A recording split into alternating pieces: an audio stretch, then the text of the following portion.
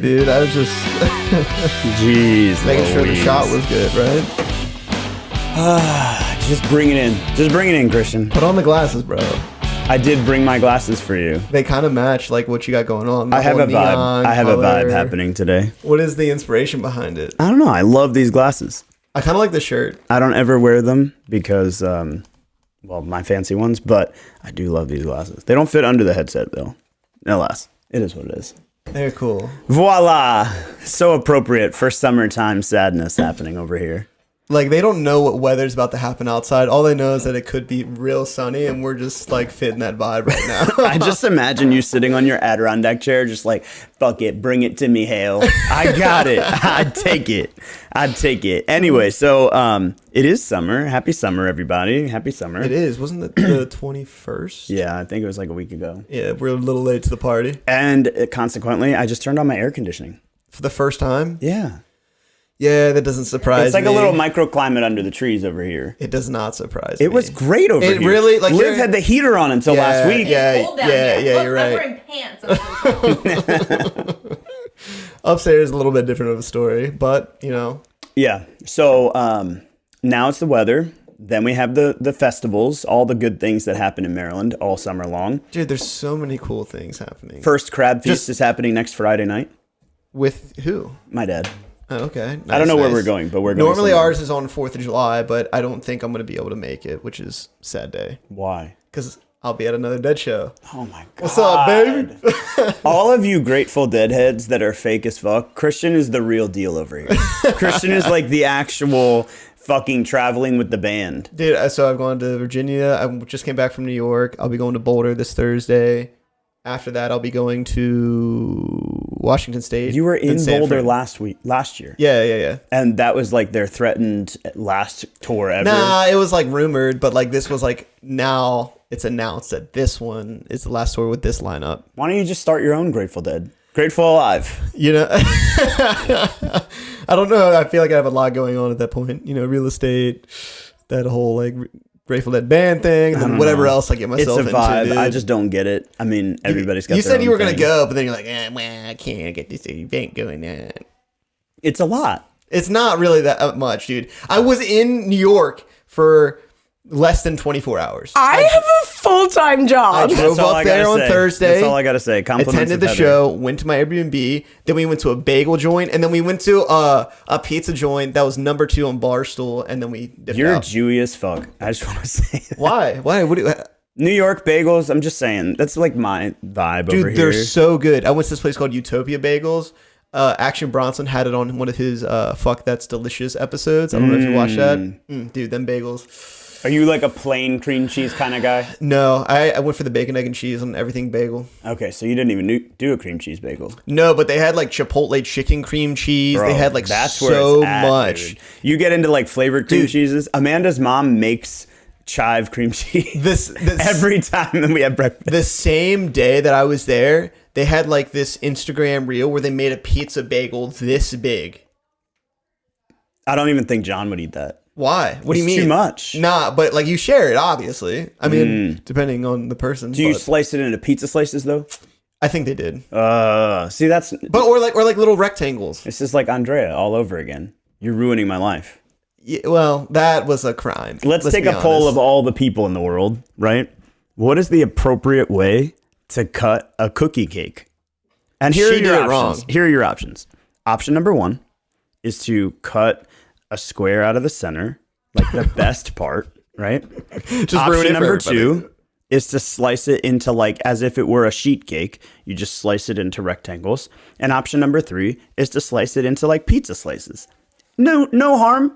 Everybody has their own options, but I know which one's fucking right and I know which one's fucking wrong. There's like and a- everybody's a weirdo. There's definitely like a 1, 2, and 3 here. 1, pizza. 2 is the what was this, like the normal squares or Like rectangles? just cut it into squares. Okay. Like the whatever And then you call 3 it. Was is to third take the was- piece out of the middle. But that shouldn't even be an option, really. That just deserves like, hey, let me call the police, and then you have life in jail.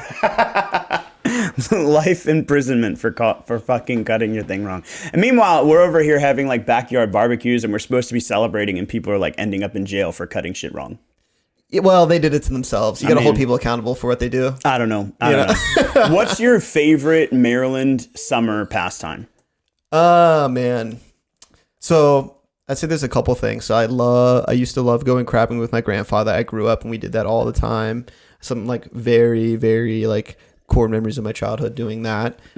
Also going to Ocean City with them. We'd always take like a beach trip. Me, my sister, some of the cousins would come in from Mississippi. We'd drive over to the beach for a couple of days and hang out. Fireworks in Chesapeake Beach. Like you would sit right along the actual beach or in like the grassy area and you'd watch fireworks go off. The whole town would be filled. You'd go get some ice cream. It'd be really fun.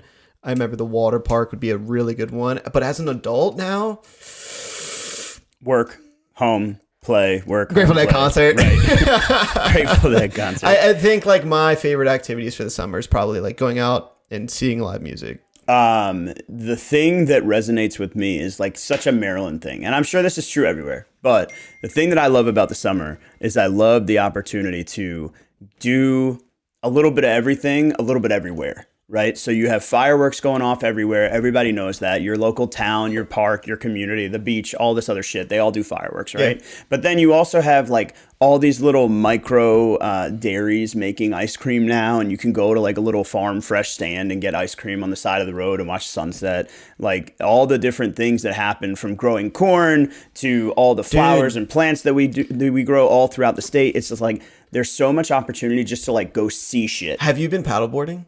Ever? Yeah, ever. Yeah.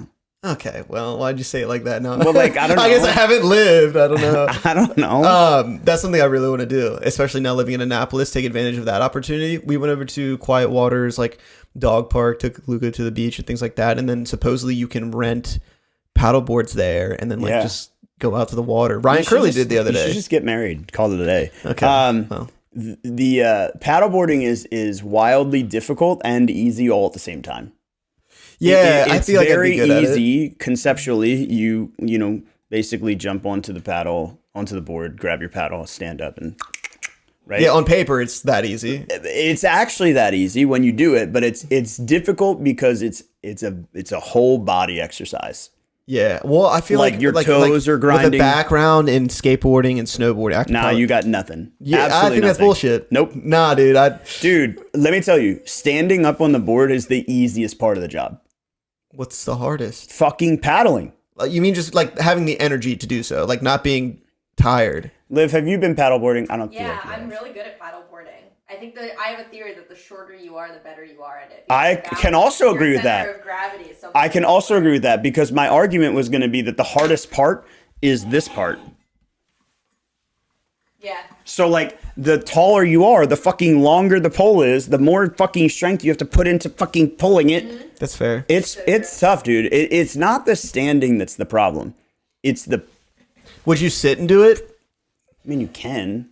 I'm just asking. I'm not like a water dog, bro. Like I'm the type of person that's like in the water, out of the water. No, in the water, okay, out of the okay. water, So in the water, another thing I'm I'd not love like, to do, especially in summer, I could be in a pool or in like an ocean all day long, like just sitting there, like laying in the waves. That would be me. Like when I went to Dominican Republic late last year, I was in the ocean. Like if I wasn't at like something for the wedding that we were there for, like I can just be in the water all day.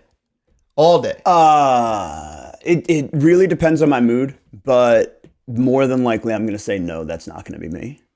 Like if it were me, I would be the person that was, this is a true story actually. We went to some island on some fancy place, you know, as some group of 20-year-olds, all inclusive, blah, blah, blah. Yeah. And my friends were like snorkeling and like swimming around and like looking at the fishes and diving and all this shit. And I'm like, okay, I see the fishes, back to the boat. Jump off the front of the boat, swim to the back of the boat, jump off the front of the boat, swim to the back of the boat. Like I don't want to like float around in the water. Like in my mind, Jaws is coming to get me. And if I'm fucking floating, he's just like, oh, that's an easy one. Right? Like it's just like not my thing. No, it's fun. I just like swimming around, like being in the water feels good. And then I don't know, there's something about like just like the nature of the beach and the waves and like it just fucking like so like always this is gonna happening. be a weird thing, but something else that I love about the summer is mowing the lawn. I can see that. And the one thing that you're doing everybody wrong, sits there and they go, "Oh, relaxing in the pool is so relaxing." Okay, but I'm like, bro, sitting on the lawnmower and just the one thing that you don't have down though, you don't have the New Balance dad shoes. No, I do not. You need them. No. Yeah, you do. No. You're about to get married. You have a dog. Never. That's will gonna I be ever. my wedding gift to you is the New Balance. I'm gonna fucking burn them. Fucking burn them. Everybody that ever has a s'mores in my fire pit is gonna be slightly the smell of fucking burnt rubber. My thing is like I just like to relax and enjoy, but I don't like to sit there and do nothing. So like as it pertains to like our Maryland stuff, I like to enjoy Maryland because it's always something to do. Yeah. Right. Yeah. For the first time in a long time, we have the Renaissance Festival on our. Is it the first time in a long time? I haven't been in a fucking long time. Are you still talking about the one that's in Anne Arundel? Yeah. Okay. But I haven't been in forever. Oh, okay. So like it's on my schedule. It's on my calendar. Hell It's yeah. the end of the summer. That's like the end of the year. That's the Ren Fair. But I also have other things that I enjoy doing, like going to the the zoo, right? Our zoo in Baltimore or the zoo in DC. The DC Zoo is You've got great. I hate to say it, but like hiking, and there's a lot of opportunities for sightseeing. Even if you just drove, right? There's so many mountains that you can drive in Western Maryland and like pull off to the side, get a couple pictures, and hop back in the car. Like I love that shit. Sitting in a beach, nope, not for me. I could do it all. All right, I'm not saying one's right, one's Not for me. wrong. I'm all about. I love being in the water, but I could do the same thing, like go hiking, drive around. There's some days where I like take an earlier exit instead of Green Spring. I think it's exit 21, maybe. Okay. And have like no I idea. drive by like Loyola, the Green Spring Okay. campus. Yeah. But like some of the back roads around here, fantastic, dude. Yeah, bro. They're just so overpopulated that I can't speed on them anymore. Yeah, unfortunate. Right. Maybe you have to come down to Southern Maryland and do that. I do every time I'm down there. Speaking of being down there, this is a real estate podcast after all. Getting your house sold in the summer. So I was just down there for a property that's way fucking south, like Where? so far. St. Mary's? Bro, you're talking about a county. I have no idea. You went there. Yeah, How but do I don't know the county. What do you mean? Okay, what's the town? So there's something weird about like people from different regions, right? Nah, If you're I from mean, Bel yeah, Air, yeah. you talk about every single road as a number. Like road 1, 2, 3, 4? What do you When you go to Bel Air and you say, "Oh yeah, where do you live?" They go, "Oh, I live off of 152." You're like, "Mountain Road?" They're like, "No, 152. 152 is Mountain Road." But it's only Mountain Road between this area and this area. But then down there, it's a different road. So they say 152, or you live off of 22, or you live off of 543, or like Okay. that's how they talk. Yeah. Everything is a road number. All right. Right? All right. For some people, it's exits. Oh, exit number X. I have no idea what fucking exit number it is. I know the road name. Right? Like to me, I know the road name. Okay. You got off at Park Heights. That's the road name that you got off on. You're like exit 22, 21. I have no idea. And you also know like county by county by county by county. To a certain extent. I fucking know town. What town? In this case, she was in the middle of fucking nowhere. I want to say it's I don't even want to I don't want to pronounce it wrong. I'm just going to tell you. Look. This is me right here. I'm going to zoom out like I'm a fucking satellite dish. Zoom. There. Dude, that's like Eastern Shore somewhere. That's not even like Southern I mean, I It's get. right here. It's right here. Oh. Calm down. Nandemoy. Okay, that's probably. Down there. I think that's Charles, maybe. I don't know. I think Maybe. so. I think you might be right. It's south of Waldorf, Yeah. but like way out there. Like You this could go was farther so south. far though. down there. No, you could go farther. No. Yeah. No. Well, you just don't think it exists. Bro, that's this the was issue. so far down there. Let me tell you what happened. I wore a t-shirt. I rode the top down. I was rocking it, Okay. and I brought my button down. Okay. I was like, all right, before I get to the house, I'm going to pull over. I'm going to change my shirt. I'm going to freshen up and give myself a little stretchy stretch and then pull up to the house. Yeah. I was driving for a solid 15 minutes and I didn't see a building or a car. Happens. So I just stopped in the middle of the road, just put my car in park, got out, put my shirt on, took my t-shirt off, threw it back in the car. Did some jumping Thought I jacks. heard someone coming, didn't, got back in the car and kept driving. Okay. Like that's how fucking remote I was. But it was fucking beautiful. Yeah. Fucking beautiful. And so, Again, real estate podcast. What is the advantage to selling a property in the summer versus any other season? I think there's a handful of things. If you're selling your property looking to buy another one, I'd say there's probably more inventory for you to look at. Okay. I'd also say there's more buyers in the market to bid on your home. Okay. Right. So both of them playing in, I think you're just in a better off scenario. I was also looking at a statistic. I think Ricky Caruth put it out recently that like towards the fall in December, I forget what the percentage is, but the amount of buyers that are in the market drop off severely. So then you're not going to have the same opportunity to sell your home at a higher price in those months. So then like, if you really want to be one of those people who times the market, then like spring, summer is your ticket. Counter argument. Let's hear it. Christmas week. Yeah. I list my home for sale. Yeah. Who's coming to buy it? Fucking someone who wants to buy a house. Only someone who wants to fucking buy a house. Yeah. Right. So, from the perspective of everyone sitting out there, they're like, it's better to sell in the summer. No, it's not. Right? Well, I don't What think you're I doing- don't think there's one specific better Right. time to sell. Like that's bullshit. But what you're doing by selling in the summer is you're giving yourself more opportunity. Yeah. Right? It's kind of like, hunting with a shotgun versus hunting with a rifle. Right. You're spreading your seed farther, right? Right. And you're casting a wider net and you're creating more opportunity. It doesn't mean that your house is going to sell for more money. It doesn't mean that your house is going to sell faster. It just means that you're creating more opportunity. There's so much more that goes into listing a home rather than timing, the seasons, this, that, and the other, right? Yeah. I something that I've been talking to with one of my clients is like your list price versus your sale price. And like an agent can walk in your door. Let's say your home's like CMA value is like 500,000, right? Go to put it on the market, listing it at that price versus listing it slightly below to bring in more buyers, right? That agent's going to walk in the door and be like, yeah, I can sell for 500, 515 or 530. In reality, if you take that advice, more than likely it's going to have a couple of price drops rather than someone coming in, hey, this is what we're going to price it at. This is how we're going to drive up the price of the market and what we're going to do. And people just hear that immediate, oh, I'll list it for 515 or right at 500. And then whatever other plan that is presented to them, like, oh no. Right. Oh no. Well, and then you have people like the client that I had a conversation with this morning, which was, look, your market analysis is 465 to 515. And the conversation we had was, we want to list it at 495. And I said, if we're going to price it at that price, what we need to do is we need to be prepared to augment our price to meet the reality of the market if we don't get an offer in the first 10 days. Yeah. Listing on a Wednesday, if we don't get an offer by the second Sunday, we need to be reapproaching our market. It's not because we overprice the market. It's that if we wait and we wait and we wait, we're allowing the top end of our market to drop. Yeah. We're allowing the people that are looking at the $515,000 home to feel comfortable enough to know that if they just drop their price just a little bit, that there's a safety net for them. Right. We need to get rid of that safety net so we can continue to drive the market. Remember that it's our job. Our job as real estate agents to drive the market and continue to grow.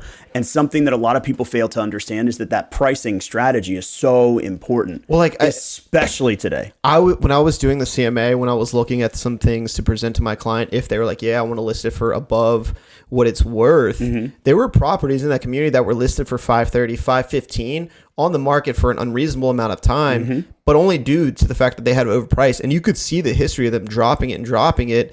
So then I could present to her like, hey, if you really want to list it at this price, this is literally what happened to your neighbor. Right. And Or then if we go to the other route of maybe another house in the community that was priced appropriately, maybe it was listed for $495 or $499, they sold at $515, lower days on market. Yeah. Here's the opportunity that I present to you. Or you take Senor Bond, you take his approach and you say, hey, look, this person had the property on the market for $530. They sold at $524. Here's what we're going to do. We're going to price it at $490. So far below market value that we know we're going to drive the value to exactly where it's worth. And our goal would be to sell for $526. Well, dude, one of the properties that my client put a contract in on, we don't know if it's accepted or not yet. The fingers crossed, people.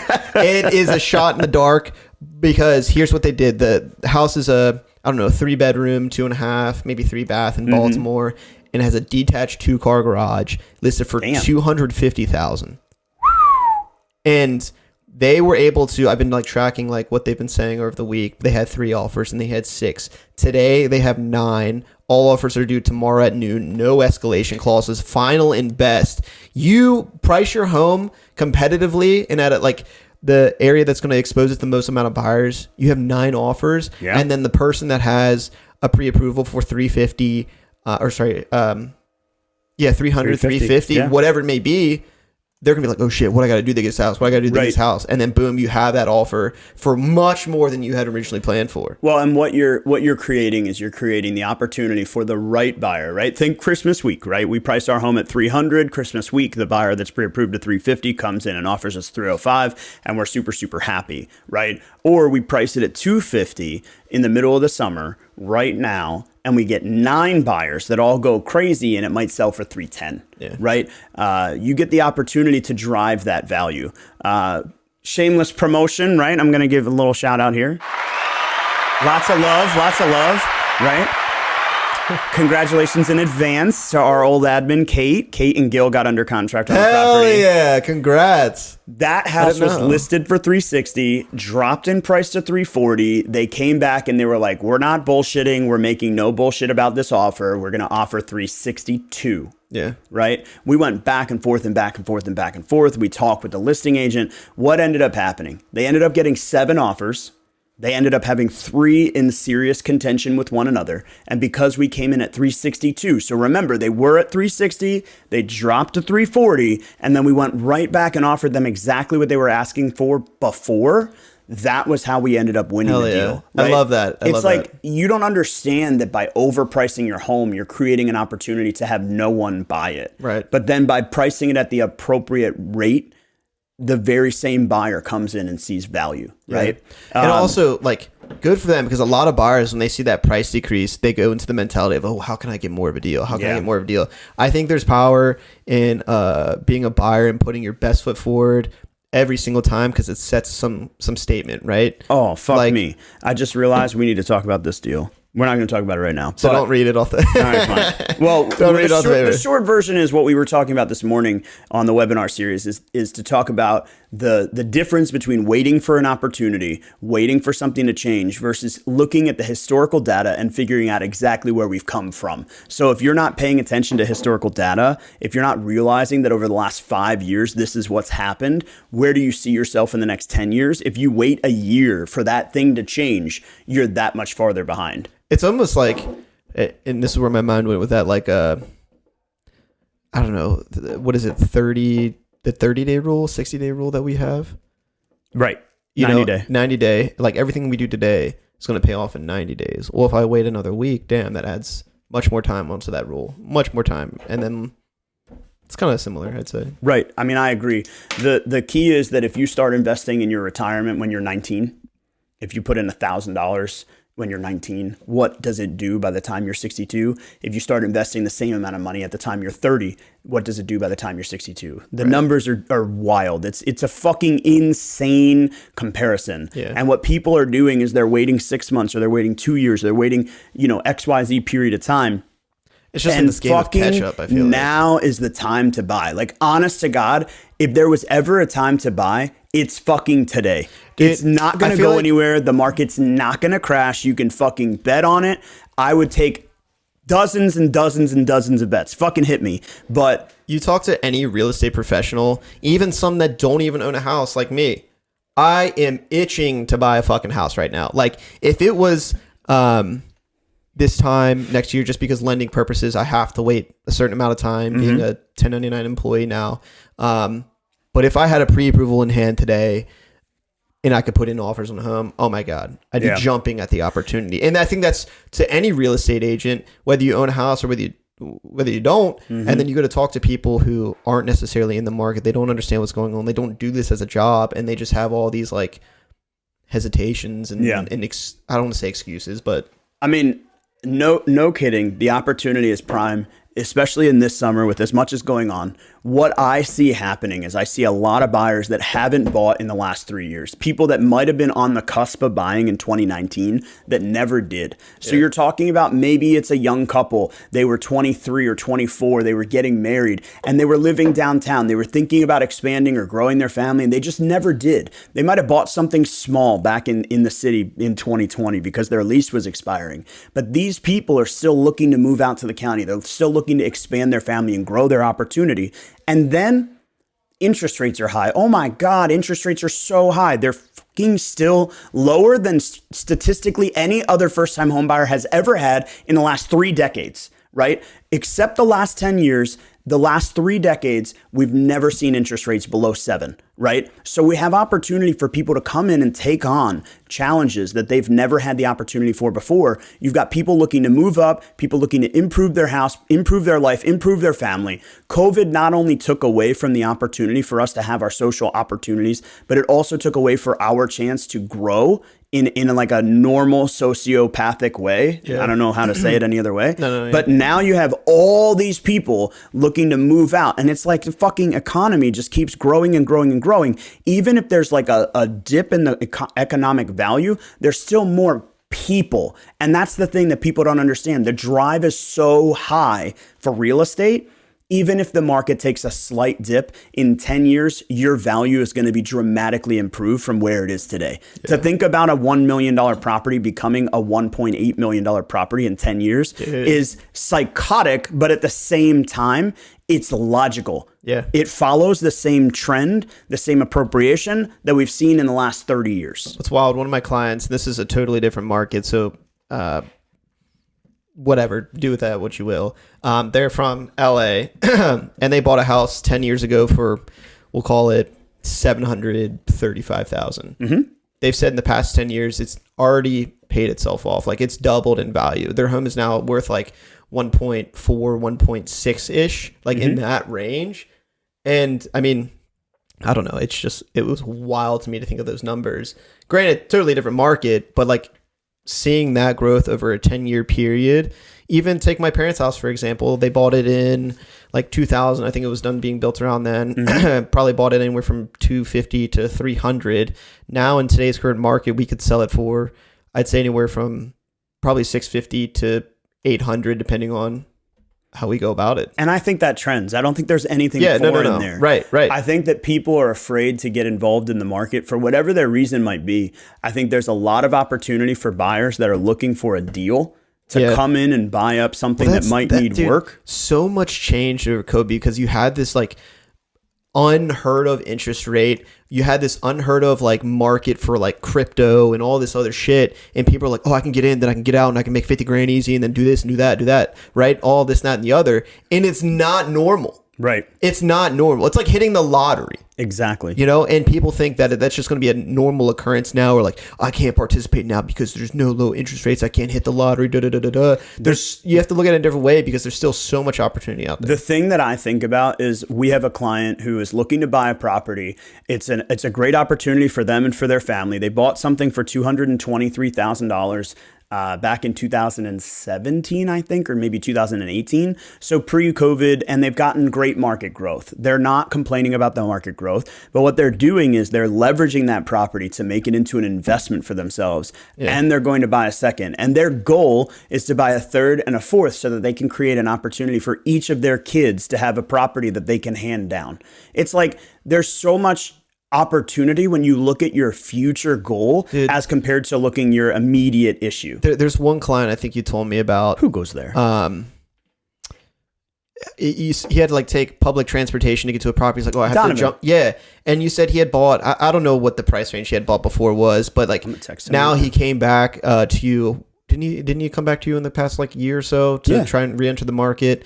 And now his like budget is totally different. The opportunity that buying that first property gave him years down the line. He's the best story. We're going to talk about Donovan for a second. I don't care. Write it down. I don't care. We're fucking talking about it. This dude shows up in my office from an online lead. Doesn't matter where it comes from. I make an appointment. He shows up and he's just chill dude. Wearing some Jordans, got a neon yellow backpack on, and he's going to talk about buying a house. So we're going to sit down, chat, whatever.